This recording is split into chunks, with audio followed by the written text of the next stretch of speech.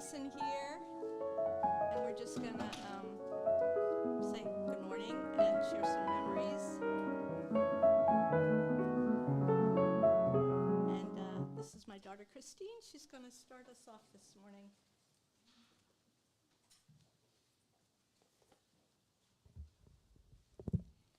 Hi everyone, can you hear me? Yes. I'm a little soft-spoken. Thank you so much for coming to Walter Czyzewski's visitation this morning. My name is Christine Swartzentruber, and I'm incredibly lucky to be a granddaughter of Walter. Everybody here knew him by different names. To me, he was Grandpa. To my mom and uncles, he was Dad. And to the majority of the rest of you, probably Ski. As you walk around and visit today, I ask you to please think of your very favorite, fond memory of Ski that makes you smile. I will never forget his absolute joy for life, sunshine, salt air, and most importantly, the Florida Gators. For my memory today, it's one from when I was much younger in elementary school. Most afternoons, we would visit his dock to check on his crab traps. He would use these old, gross chicken bones. I think he would save them just for me as bait, and boy, did those crabs love that chicken. We would take the crabs back to his house in those big Home Depot paint buckets. I don't know if you guys can picture those orange buckets.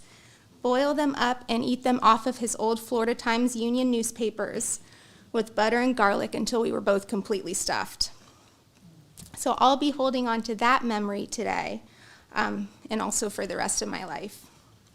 So on behalf of our family, thank you so much for coming today. I'd like to next introduce Louis Pesci.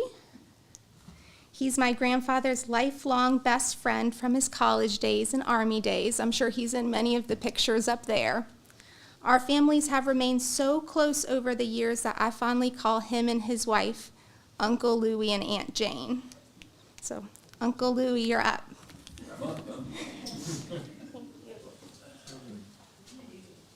First of all, these pictures are all phonies. He never caught that many fish in his whole life. So whoever did these pictures are really good. Walter and I go back a long time, 1950, that's 72 years. He was my best friend. But most of all, he was more than a friend. He was like my brother. And Jesus, I don't ever get broken up. But with him, I knew it. Yes. Let me tell you some stories about Walter. He was just a special. I'll come up here with you. I was the third person in this whole thing. Thought I had two husbands. Yes. He and I met her. We've been married 65 years, but I met her in Florida, and he was on our first date together. Walter we went to Daytona Beach in his convertible, which was a trip you could remember. But anyway, Walter and I go back a long time, and he was just a constant companion. I had 3 brothers, and he was my 4th brother. He'd go down to my home in Orlando. And he'd just walk in the house, and my mother would feed him, and my brother would, and I wasn't even there. But they just took him on as our closest friend. But we had so many experiences in Florida. One day he said to me, he says, "I bought a car." I said, "Well, that's great." And I said, "Where'd you get it?" "I'm going to Jacksonville to pick it up." And I said, "Well, how much did it cost?" He said, $75. I said, "Good." I said, "You're going to bring it back?" He didn't have a car at the time. He went up to Jacksonville, and he could come home. It was late at night. It was about 9 o'clock at night. I said, "Gee, where you been?" He said, "Well, I got my car." And I said, "Well, what kind of car is it?" It was one of the old mafia cars that Al Capone had in the 1930s. Had the little curtains and had the dazzles. And I said, "Well, what's wrong with it?" He said, "Well, nothing, not much." He said, "It only goes right. It can only turn right." I said, "Only turns right?" I said, "How long did it take you to get from Jacksonville?" He said, "Well," he said, it's kind of a long way if you only can turn right." So anyway, that was a typical Walter car. And in later years, I always bought used Lincolns, and I drove them for until I got through. I took nice care Got of one him. now. I got one now, as a matter of fact. But Walter always bought them. He always wanted my cars after I got through with them. And so we always had these huge Lincoln. But most of all, Walter was a gold miner. And if you ever went, he'd always say, we'd go pan some gold. And I said, oh, that's beautiful. What are you going to pan some gold? I said, I'm not getting it. I want to fish. I love to fish, and I like to fly fish, and I was kind of a purist. And he'd go and he'd sit there and pan and pan. And he'd say, you see this color? I said, what are you talking about? He says, color. I said, I don't see this.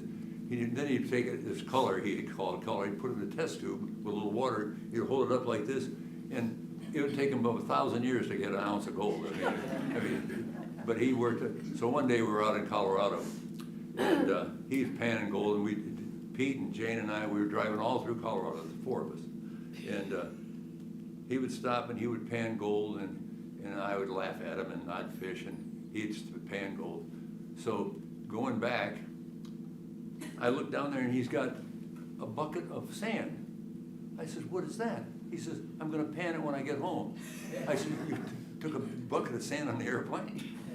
So I had planned, as a dentist, the patients would, I was a periodontist, so not a regular dentist, but I'd get these teeth were bad, and back in the day they had pure gold for teeth, and people, you'd say, you want this tooth? And the patient said, I don't ever want to see that tooth again, so I'd throw it in the box. So one day we were going out, before we went out there, I took one of those teeth and I melted it and threw it in hot water, or I threw it in water, and it formed a nugget. I had a nugget, I had it in my pocket. So he had these buckets of sand there, and I said, oh my God, I said, I'm just gonna put that in. So I didn't say anything, I put this gold nugget in the thing. And about 2 weeks later, he said, I said, what are you talking about? He says, you put that there. I said, put what there? He said, do you think I'd give you a gold? He says, no. He said, I know you put it there. I said, no, you actually found some gold for a change. My God. And he kept that nugget, and it was actually probably worth about $500 or $600 now at the time. But that's the only nugget he ever found. But Walter, we used to go fishing, and I see these pictures up here, and I don't believe any one of them, but that's okay. But we used to go fishing, especially down in Everglades City, and one day we were fishing, and I always had the boat, and he was sitting in the front, and he says, I have got a big fish. I said, really? He said, yeah.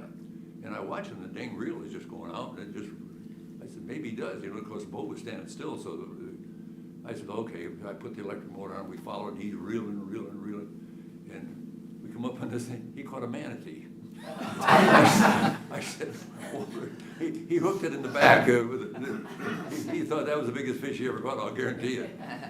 But overall, he was just a close friend. He was,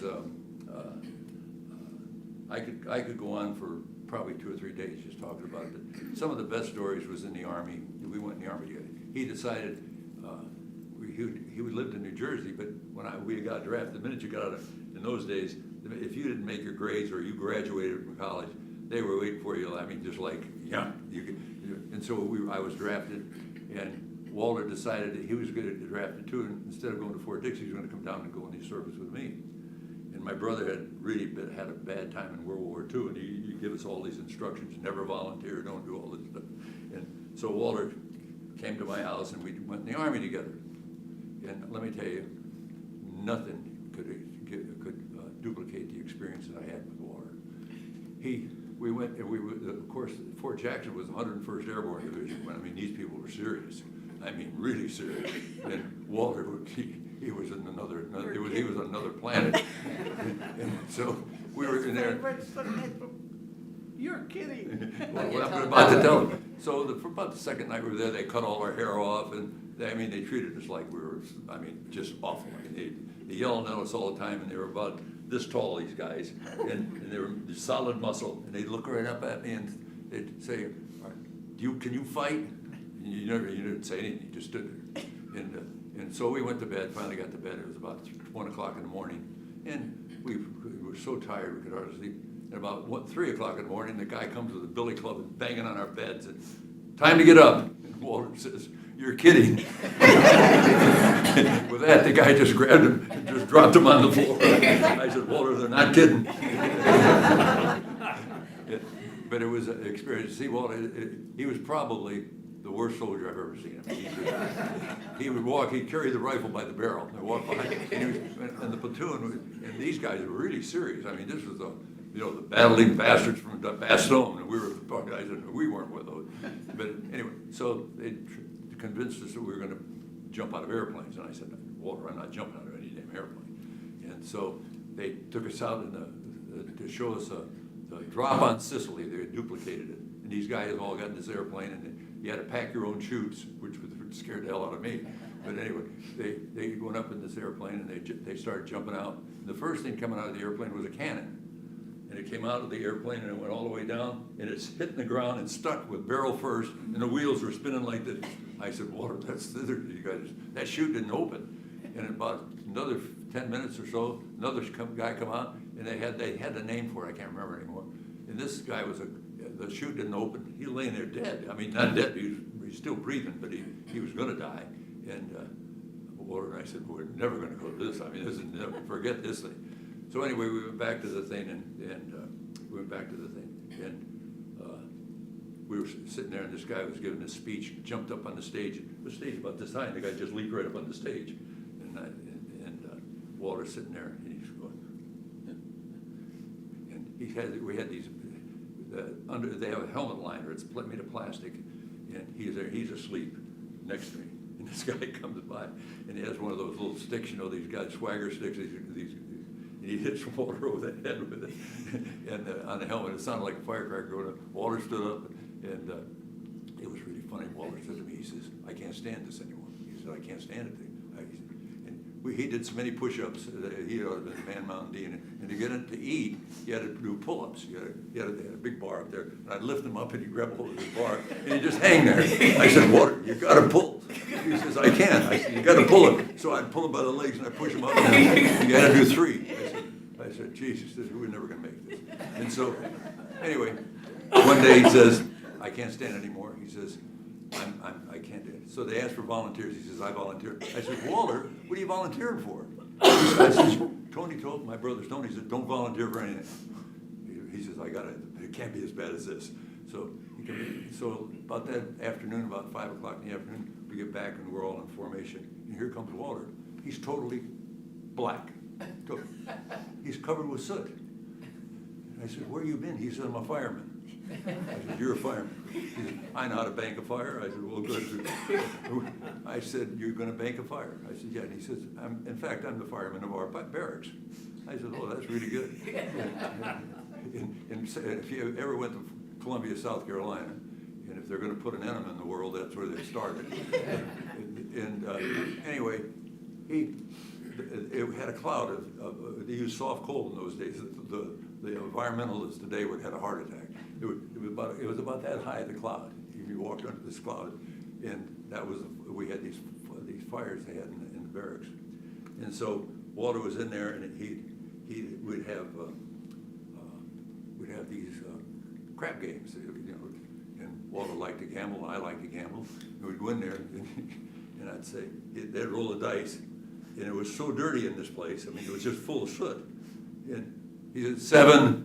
I said, Walter, you can't see the numbers. He said, that's okay. I'll do it. And we won every roll. So anyway, we had really lots of fun. But in the Army, he was not really. He decided, he says, I can't stand this much any longer. So we took these tests, and he'd become a radio operator. That's the worst. I mean, I just crossed everyone wrong because I didn't want to be beep in your ears. It drove me nuts. Walter passed it with colors. He went down to Fort Gordon and ended up in Germany. And I didn't see him for a while. He got home, he married Audrey, and then I went to my residency in Boston, and we went down to see him, and we reignited our friendship and have been friends ever since. He is a special person, and my son's best friend, but He's going to have a little trouble talking there. So will I.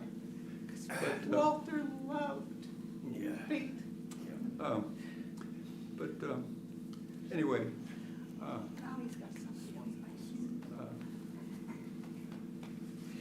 he thought the world of Pete, and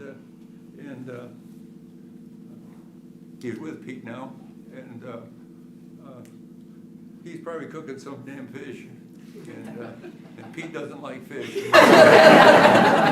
they're having a real sport thing. But I could always depend on him. If I needed anything, I could call Walter and he would give it to me. If he needed anything, he could call on me and I'd give it to him. And I don't think, in fact I know, there was never a closer friendship between two people than Walter and me. And I'll miss him. I used to call him every day when he was, this last year he was sick, I called him every day. I said, "How you feeling, Walter?" He said, "Terrible." I said, "Well, that's a good start." And I said, you can't get any worse than terrible, so today ought to be a good day. You gotta get a little better than that. But he was always very, very optimistic, and I knew he was in bad shape when, he quit being optimistic, and he hated doctors, and I don't blame him. He said, "Even though you're a doctor, I don't hate you," but he said, "Most doctors I hate." He hated the bills the worst. Oh, yeah, he didn't like the bills at all. And I said, "Walter, you got to get insurance." I said, and the doctors, they tried their best, but he was just in kind of bad shape. I used to say, "Walter, you got to exercise." I exercise every day, and it's my birthday today, and his birthday is in about another month and a half, and he and I used to celebrate our birthdays together, and it's going to be a long drought. Without Pete and without Walter, I've lost two pretty close friends in a very short period of time. In closing, if there is a closing, I guess there'll never be a closing with Walter, but I can say this, that if everyone here had a friend like I had, you're pretty lucky. And I'm just lucky. And Walter's my friend, and all those pictures you see up there are fakes. Thank you for coming to see Walter. He's a great friend. Walter, my father, my best friend, my mentor, as y'all know. We could go on with so many fun fishing stories. I'm just gonna have one for now. So we were down in Vero Beach fishing with a friend of mine, Dean Davis. I think another friend of mine, Dale Tennell, if he's here, and myself and my father. And it's a Florida football Saturday. So we're out fishing, caught a lot of fish, came in, we're tired, we eat the fish we caught at the place, the condo, and we're all watching the game, and we're going fishing the next day, and Dean says, "I'm tired, I'm going to bed." Dale says, "I'm tired." We had this little 3-bedroom place, the master, the guest, and then another guest that had bunk beds. So my father stayed up, he wanted to watch the whole game, go Gators right to the end. And so I crash, Dad's up, and I wake up in the morning, maybe 5:30, and I text my father. Dean's sound asleep, Dale's sound asleep. The top bunk is empty. I call my dad up. I said, "Dad, what happened?" He says, "Well, I had to go to the bathroom, and I wasn't going to climb back up on that damn bunk bed again, so I went home." This is a true story. He's about 70 years old. Dean and Dale left him the top bunk bed. So many of those stories. But the stories that I want to talk about is how my father helped so many people, and things like just making food for people, cakes. And I never understood why he did that until later in life, and how much food and that kind of like a family spirit makes everybody at ease and makes us all unite together, whether you're from other countries or other religions or whatever. my dad was always baking cakes, right? Always cooking for other people. He tried to help everybody. He had the answer to help us all, right? Except for, you know, when it came time to get car insurance for his car or something. You know. So, you know, he's helped me so much, my sister, everybody here has. And, you know, I can tell you stories from when I was 18 and came down and Uncle Louie, like my second father, and Aunt Jane, you know, and Molly and Pete, and you guys took me into your house. You know, to this day, what do I say? You know, family to the end. And the value of $1. And Wednesday nights, I come up with this fantastic special to put in the paper at the restaurant. You know, all you can eat for $5.99. Louis Walter would say, "Great, we're going to play racquetball. You cover it." They come back in, it'd be about 9:30, and I have pots and pans up to the ceiling. They said, "How'd you do?" We did pretty good. They said, "We're tired. We'll see you later. Wash the dishes." But you know, the value of $1, getting up in the mornings and just, you know, when I moved down, what was I, 17, and I didn't want to go jogging at 4 in the morning. I don't think Molly or Aunt Jane did either. My dad did. Louie, they were charging, and then there was Pete and I. And Pete and I used to giggle, and we'd kind of be in the back, and it was so dark. It was 4 in the morning, pitch dark in Orlando. You couldn't see a thing. And they'd start running up the hill, and Pete and I would giggle, and we'd go back in the house and hide behind their big couch. And Pete would say, "Shh, don't let my dad hear us." You know? And Louie would come in, and he'd be yelling, "Where are you guys?" You know? And Pete and I could giggle, give it away, and we'd have to run again. So we ran twice a day. But you know, days like when I started out laying tile on my hands and knees, and it was Christmas Eve, this is a true story, and I had to grout a floor, and it was probably 40 degrees out, Christmas Eve morning. I said, "Dad, I gotta get this done." He says, "I'll come help you." So my dad came out and helped me. You know, she's 70 years old, well, 65, 70, 40 degrees on his hands and knees with me, with a sponge and water, and he helped me grout this floor. And that's not the first time he's done things like that for me. And, you know, what better father can you have than that? You know, stood by me through thick and thin, and was always positive, always positive. You know, I love him. I'm gonna miss him. He's in my heart, as he's always told me. Heaven is in your children and in your friends and your family, and I feel like he's next to me right now, watching. You know, thank you all for coming, and we're all gonna miss him. I know, we're all gonna miss him. Would anyone else like to share a story?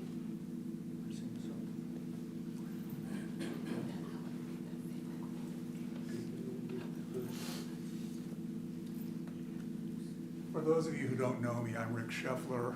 Walter was my ex-father-in-law and the grandfather of Christine and my son Richard.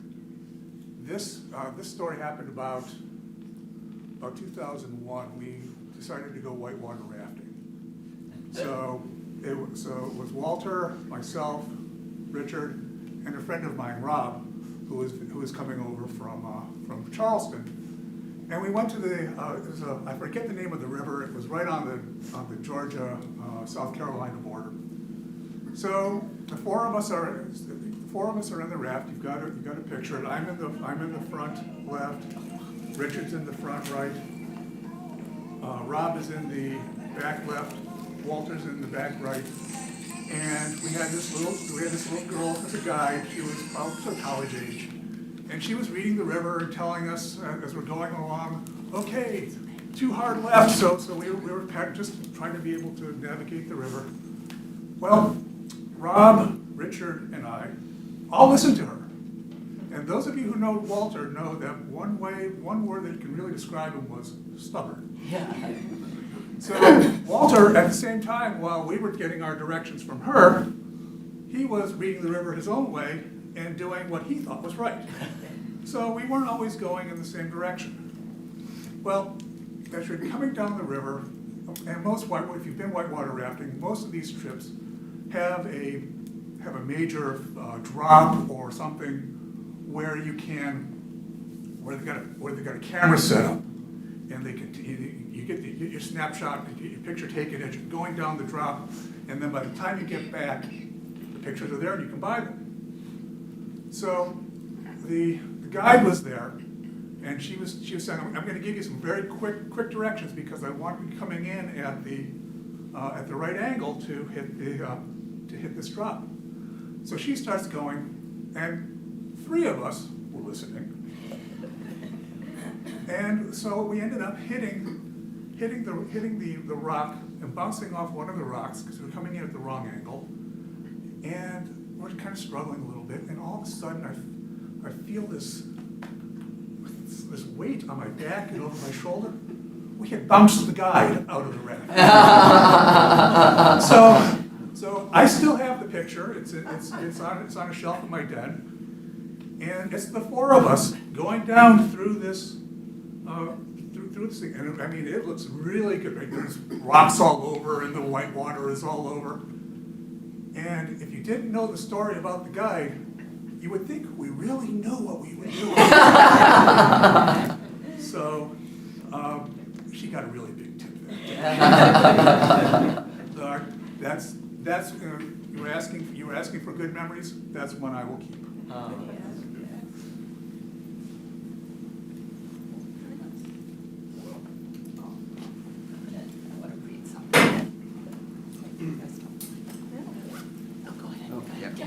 make it quick. I'm Gil Barrera, and we had the great experience of being Ski's neighbor for 5 years, and it was memorable. And to reiterate what Jeff said about food, that is one of the things that we'll always remember. Black and red fish, his clams, and of course the chocolate cake, which was everybody's favorite.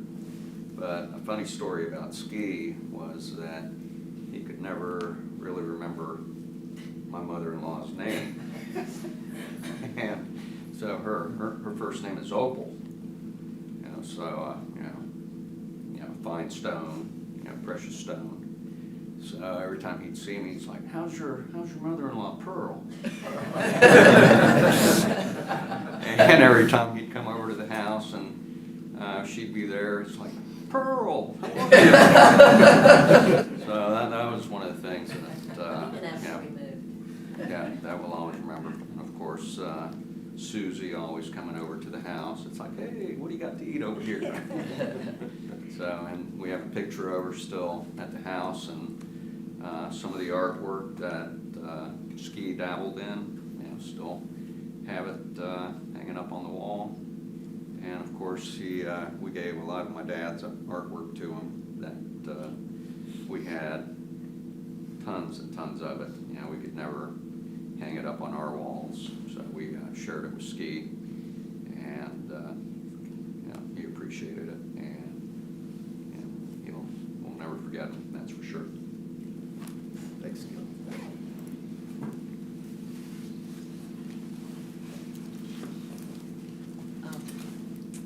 My name's Molly Pesci, and Uncle Walt has been a part of our lives, our whole life.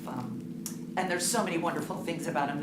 One of the things that Uncle Walt has done for me, I live in New York City, and amongst my friends and anybody that knows me, I am very famous for the most fabulous Caesar salad that anyone has ever made in the universe. And I'll go to a party, well, only bring your salad. You can't come if you don't bring the salad. And of course, they'll say, she's made up this recipe. And I say, no, I never made up this recipe. This recipe belongs to Uncle Walt. And I've cooked him my whole life. He's always been there for us. If we went through a hard time, he'd show up at my apartment in New York out of the blue. He's like, I'm coming to New York and I'm coming to see you. He'd bring a lasagna for my sister and I, and we'd have dinner with him. He was always there for us. He had such an impact on every member of my family. My daughter, who's now 20, when she was a little girl, we were in Montana. Uncle Walt was panning for gold. And he took her into this stream by this old abandoned house at a property my husband's family owns. And he said, come on, Charlotte. And they found old horseshoes and pieces of pottery and all these things. And my daughter today is studying to be an archaeologist. And we all say that Uncle Walt was one of the very first reasons. And I want to finish by telling you that my older brother, who we lost way too soon this year, was mentally handicapped. And he was the light of all our lives, and especially Uncle Walt. And amongst his papers, Jeff and Robin found something he had written from my mother and father. And if I can get through it, I'd like to read it to you all now, because as you know, Pete was like a 60-year-old man in a 6-year-old body, all right? So this is what he wrote. He said, oh, let me get this turned around. He said, dearest Jane and Luke, your children are mine forever. My home is theirs and yours whenever. They say the years ahead are the best, but the last 2 we have had together were as good as the rest. If I had but one wish, I wouldn't wish for fame or fortune or my life to relive. If I had but one wish, my one wish to Pete I would give. And I think that that sums up Uncle Walt better than anything in the world. So, Uncle Walt, we love you, and we know that he is taking care of Pete for all eternity, because I don't think it was by accident that we lost my brother in September, and Uncle Walt went to join him. But he's making fish. He won't eat it. My brother will not eat fish, so there's other things. But he'll eat chocolate cake. I'll tell you that. He will eat chocolate cake.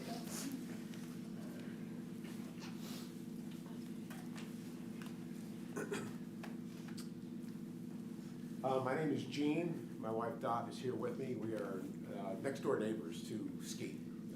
Lived a couple doors down. We moved into the neighborhood about 8 years ago. I think it was summer of 14. I don't remember the exact date. It might have been maybe 6 months afterwards. I can't give you a definitive time, but it was like he knocked on our door about 9 o'clock in the morning. And he's got a cake with him. And, you're telling the story about he baked cakes for her. See, now I don't feel as special. But, it's not like I knew him real well. We would go by and you'd say hello and you'd chat and he'd be there in his orange and blue, or, you'd see him at the mailbox or whatever. But, you could always obviously tell. Very gregarious individual, very social. I knew he had restaurant businesses and all that. I didn't know he was, such an avid deep sea fisherman. But I guess he never had a family. Every picture I saw of here was of him holding up a fish. But I just thought to myself, I said, honey, I said, Ski brought us a cake. Oh wow, isn't that one? But it seems it's not like it's this the greatest thing anybody's ever done for somebody, but considering the fact that I was just sort of a casual neighbor, I certainly wouldn't have called myself a close friend by any means, but I thought it was you just think to yourself, gosh, if everybody in the world could be like this guy, yeah. what a better place we would all have to live in. But so I got to know him a little bit more over the years, and I saw him maybe about 2 weeks before he passed.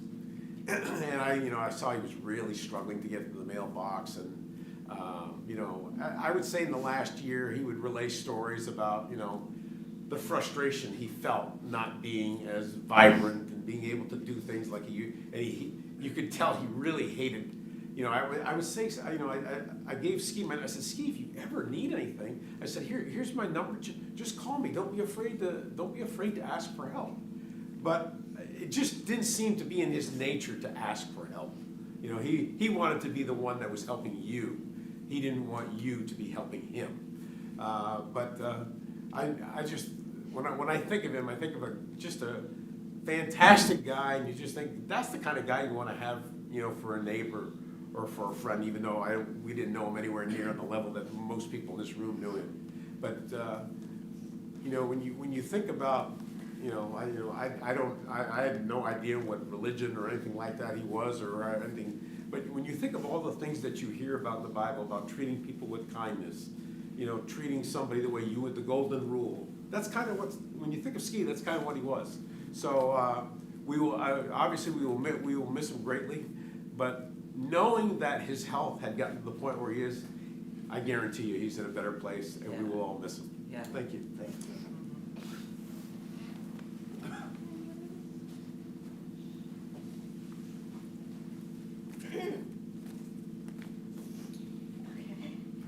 Thanks, everyone, for joining us today, sharing your memories, and please keep sharing them and laughing. That's what he would have wanted.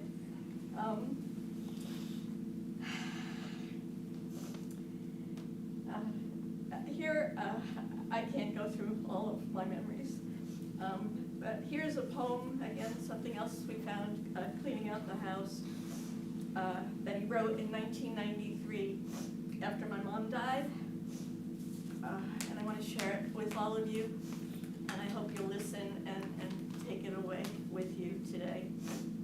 In each day, there is time to love and laugh and pray, but don't delay. In each day, there is time to work and talk and play, but don't delay. In each day, there is time to touch and hold someone and say, I love you, but don't delay. Tomorrow will soon be today, and today is only a memory as it becomes yesterday. Ski, July 10th, 1993.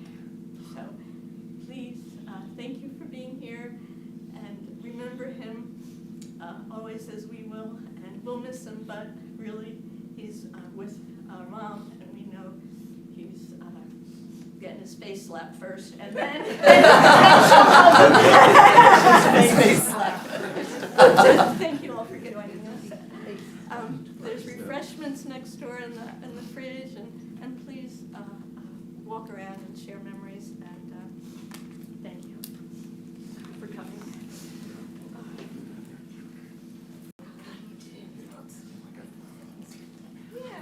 Could you send us a copy of that? I found these two together. Well, no, that one.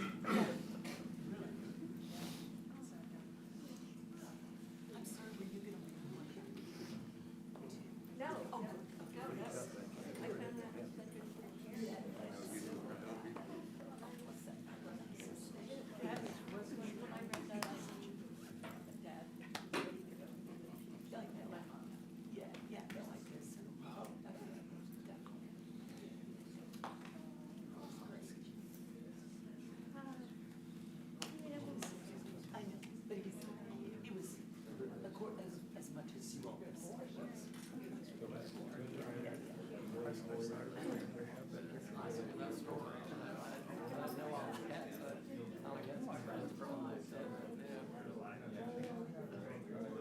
But other than we all heard, though, it was very interesting how much it costs to have knee replacement.